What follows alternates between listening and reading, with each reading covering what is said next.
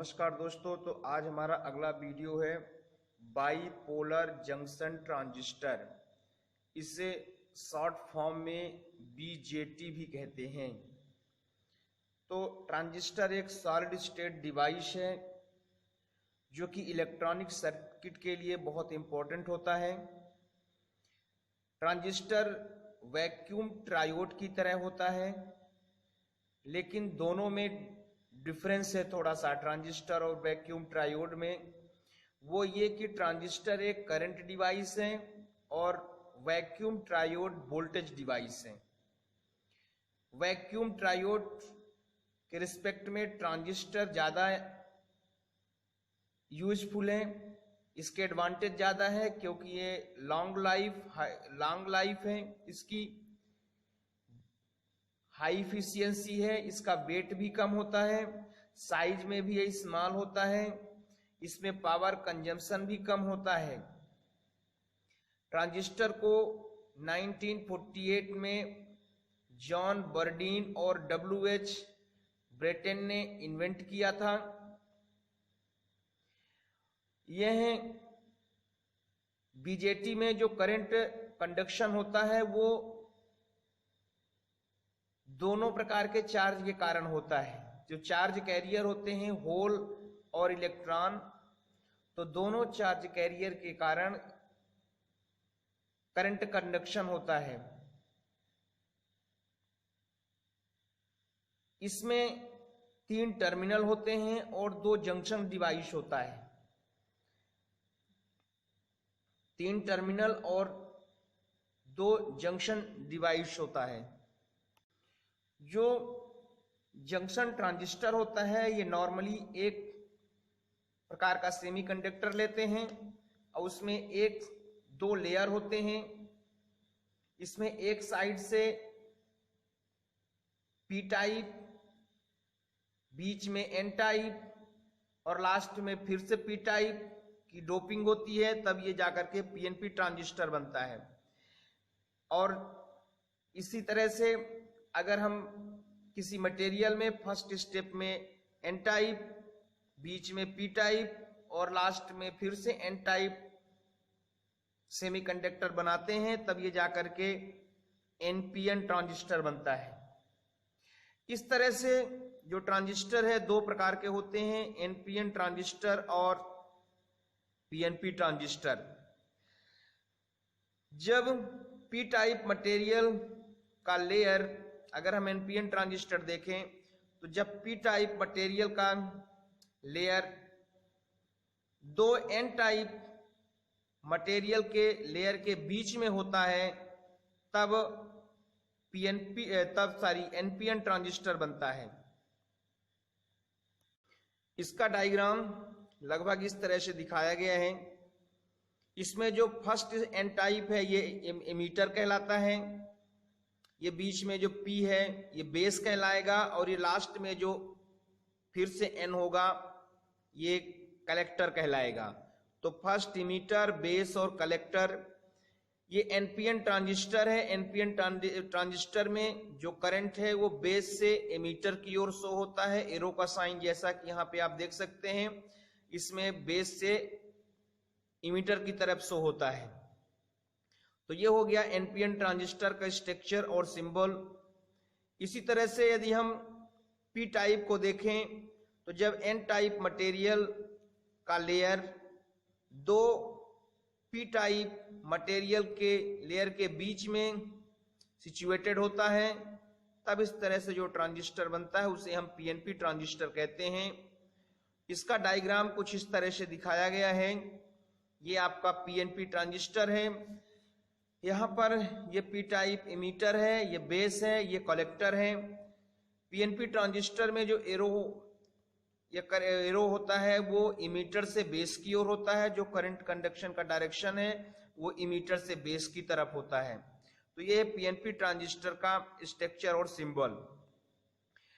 Transistor normally silicon और germanium crystal के बने होते हैं, और इसके जो सेक्शन होते हैं तो पहला एमीटर है, यह सबसे लेफ्ट हैंड वाला रीजन होता है। इस रीजन का मेन फंक्शन होता है कि इसमें मेजॉरिटी चार्ज कैरियर के थ्रू सप्लाई होती है। इसमें बेस से एमीटर की तरफ करंट फ्लो हो सकता है एनपीएन ट्रांजिस्टर में, और एमीटर से बेस की तरफ पीएनपी ट्रांजिस्टर में। इसके बाद जो बेस होता है ये मिडिल टर्मिनल होता है, मिडिल सेक्शन होता है, मिडिल पार्ट होता है ट्रांजिस्टर का। ये लाइटली डोप होता है, इसकी थिकनेस लगभग 10⁻⁻⁶ मीटर होती है। ये एमीटर और कलेक्टर की रिस्पेक्ट में इसकी डोपिंग कम होती है। फिर लास्ट है कलेक्टर। ये राइट हैंड साइड का पार्ट होता है जिसे हम कलेक्टर कहते हैं, लास्ट का पार्ट होता है। इसकी लेंथ थोड़ी सी अधिक होती है, ये चौड़ा होता है इमीटर के रिस्पेक्ट में। इसमें हैवी डोपलिंग होती है। कलेक्टर का जो मेन फंक्शन है कि ये मेजॉरिटी चार्ज कैरियर से इसमें करंट फ्लो होता है बेस के थ्रू में। ये मॉडरेटली डोप्ड होता है, मतलब बेस की रिस्पेक्ट में ज्यादा इसमें डोपिंग होती है। तो इस तरह से दोस्तों हम देखते हैं कि अधिकतर ट्रांजिस्टर में कलेक्टर का जो रीजन होता है वो एमीटर के रिस्पेक्ट में बड़ा होता है, जैसा कि मैंने आपको बता दिया है। उसका कारण ये है कि collector has to dissipate such greater power. इस तरह से जो अधिकतर पावर है वो कलेक्टर के थ्रू ही होता है,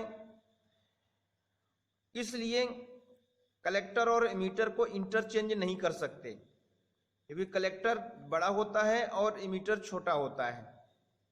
इसलिए हम कलेक्टर और एमीटर को हम इंटरचेंज नहीं कर सकते। और ट्रांजिस्टर लगभग 2 डायोड की तरह वर्क करता है। पहला इसमें एक जंक्शन होता है इमीटर और बेस का, जिसे इमीटर बेस डायोड कहते हैं। इसे इमीटर डायोड भी सिंपली कहते हैं, सिंपली इसको इमीटर डायोड भी कहते हैं। दोस्तों यदि आप हमारे चैनल में पहली बार आए हैं तो आप हमारे चैनल को सब्सक्राइब करें, लाइक करें, अपने फ्रेंड का सर्कल में शेयर करें। यदि आप हमारे चैनल को सब्सक्राइब कर दिए हैं तो थैंक यू वेरी मच। अब जब इसमें हम कोई कनेक्शन नहीं देखते, अच्छा इसमें जो जंक्शन होता है कलेक्टर और बेस के बीच में, उसको कलेक्टर बेस डायोड या कलेक्टर डायोड भी कहते हैं शॉर्टकट में। जब हम कोई इसमें बैटरी कनेक्ट नहीं करते, कोई पोटेंशियल डिफरेंस नहीं देते, तब ये अनबायस्ड या ओपन सर्किट स्टेट कहलाता है। ये जैसे एनपीएन ट्रांजिस्टर के लिए ये आपका डिप्लेशन रीजन हो गया, ये डिप्लेशन रीजन है जो एन और पी के बीच में है। ये डिप्लेशन रीजन है पी और एन के बीच में है। ये इमीटर हो गया, ये बीच का बेस हो गया, और ये लास्ट का कलेक्टर हो गया। इसकी ये थोड़ा सा बड़ा होता है इमीटर के और बेस के दोनों के कंपेयर में। तो इस तरह से इसमें 2 डिप्लेशन लेयर मिलते हैं, जिसकी विड्थ भी डिफरेंट होती है,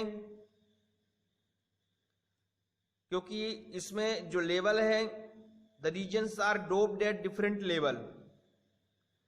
जो डिप्लेशन रीजन है इमीटर जंक्शन की तरफ, वो penetrates less in heavily dope emitter and extends more in base region. मतलब ये बेस रीजन की तरफ ज्यादा एक्सटेंड होता है। उसी तरह से कलेक्टर जंक्शन का जो डिप्लेशन रीजन है वो penetrates less in collector junction, penetrates less in heavily doped collector and extends more in base region. मतलब ये जो डिप्लेशन रीजन है ये इसका अधिकांश पार्ट बेस की तरफ होता है। बेस वाले मतलब जैसे ये डिप्लेशन रीजन है तो इसका अधिकांश पार्ट पी टाइप सेमीकंडक्टर में हो गया, इसका कुछ ही पार्ट एन टाइप में होता है। इसी तरह से इस डिप्लेशन रीजन का अधिकांश पार्ट पी टाइप सेमीकंडक्टर में पड़ेगा, एन टाइप सेमीकंडक्टर में इसका कम ही पार्ट होता है। तो इस तरह से हम देखते हैं कि जो कलेक्टर जंक्शन में जो डिप्लेशन लेयर है वो थोड़ा सा लार्जर होता है, इमीटर जंक्शन के रिस्पेक्ट में थोड़ा सा बड़ा होता है। Collector junction collector depletion region बड़ा होता है, जो इमीटर साइड में डिप्लेशन रीजन बनता है। इस तरह से जो इमीटर डायोड है वो हमेशा फॉरवर्ड बायस में यूज करते हैं, जबकि कलेक्टर डायोड जो होता है वो रिवर्स बायस में यूज किया जाता है। इमीटर डायोड का जो रेजिस्टेंस है बहुत कम होता है, जबकि कलेक्टर डायोड का रेजिस्टेंस ज्यादा होता है। The resistance of emitter diode is very small as compare to collector diode. मतलब कलेक्टर डायोड के रिस्पेक्ट में इमीटर डायोड का रेजिस्टेंस कम होता है।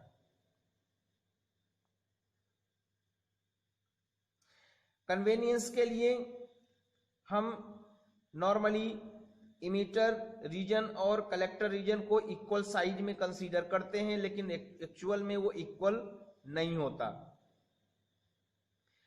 जब हम इमीटर डायोड में फॉरवर्ड बायस अप्लाई करते हैं तो उसमें उसका रेजिस्टेंस कम होने के कारण ज्यादा करंट फ्लो होता है, और कलेक्टर डायोड रिवर्स बायस में होने के कारण थोड़ा सा कम करंट फ्लो होगा। तो इस तरह से दोस्तों ये हुआ आपका बाइपोलर जंक्शन डायोड, इसे हम शॉर्टकट में बीजेटी भी कहते हैं। इसी तरह से हमारे और आगे वीडियो आते रहेंगे। दोस्तों हमारा एम है आपको एक नोट्स प्रोवाइड कराना, ताकि आप उसको राइट डाउन करें और एग्जाम में लिख सकें। हम डिटेल में और आगे वीडियो अपलोड करते रहेंगे। Thank you.